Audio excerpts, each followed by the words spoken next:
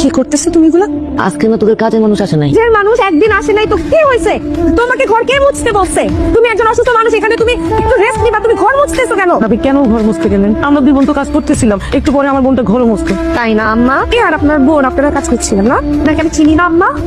আপনি এতদিন আমার সাথে যা করেছেন আমি সব মেনে নিয়েছি আম্মা, কিন্তু আজকে আপনি আমার মায়ের সাথে যা করেছেন এটা অপমান আম্মা, এটা আমি মানবো না, এটা আপনার করা একদম ঠিক হয়নি আম্মা। তুমি কি অন্ধ রনি? তুমি কি এখনো দেখতে পারছো না তোমার মা কি করছে? প্রত্যেকটা বিষয় নিয়ে ঝামেলা করো না তো। এটাই সামান্য মনে হলো? ওটা স্বাভাবিক অবশ্য, তোমার মা বলে কথা, কারণ তোমার মা তোমাকে পেটে ধরেছে, আমার মা আমাকে পেটে ধরে নাই রনি।